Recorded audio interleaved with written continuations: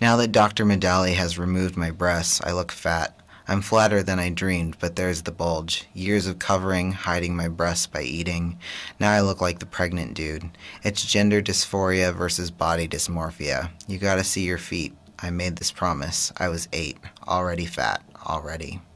You know, not everyone has to go through life where the first things they have to say are, you know, basically describing their genitals, you know? Like, I don't know anyone else who has to go like, hey, my name is Fred and I have a penis. Like, you know, I have to go up to everyone and be like, hey, my name is Jazz, I'm transgendered, you know, my body is, you get to know about my body right away, something that's so personal.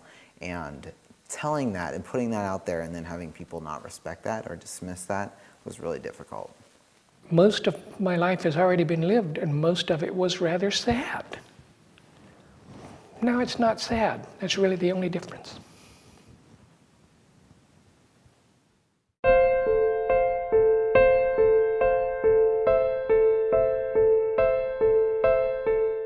Yes, there are always going to be some people who aren't going to like the fact that trans people are out there.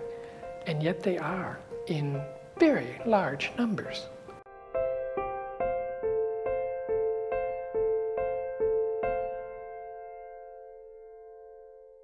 The notion that the sex is biological and sort of sorts out in these neat categories is not really true.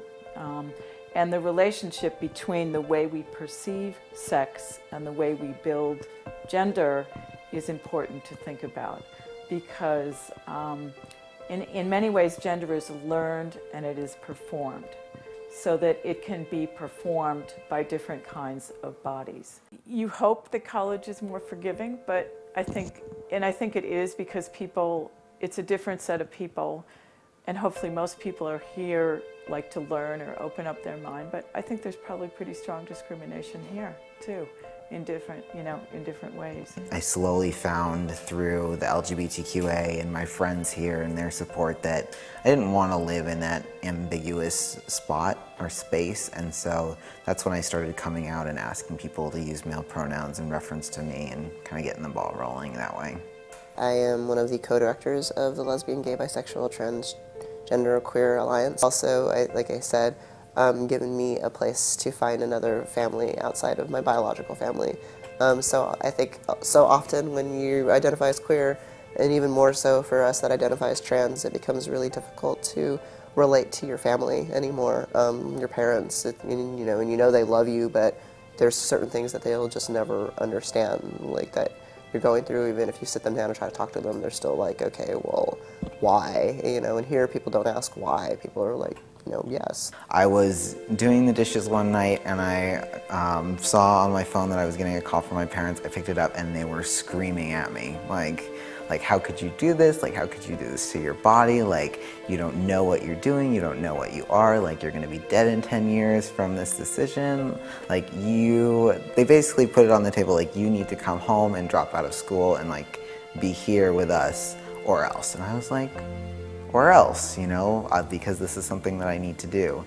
I had a midlife crisis in the late 90s and moved out. In fact, I took a quad near campus because I worked at the university for decades. She came and knocked on my door one night at 1 o'clock in the morning and said, "So what's going on here? Why can't you be at home?" And I said, "Well, I'm working things through." And she said, "Could you tell me what sort of things you're working through?" And I explained that, unbeknownst to her, for many years, when no one else was at home, I did housework after cross-dressing. She's thinking, oh, okay, cross-dresser, this I can deal with.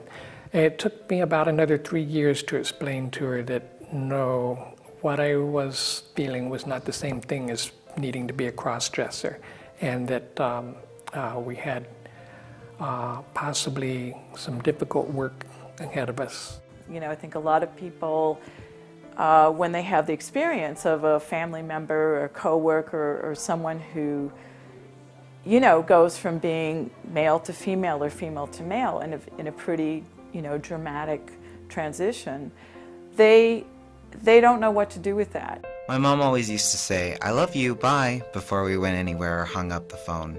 They were the last words she wanted heard. In case something happened, we would know. That's what I thought right then, in my gown before surgery. Would she say it right this minute? I wish. Mom? I'm Emily Bear, Risa's daughter.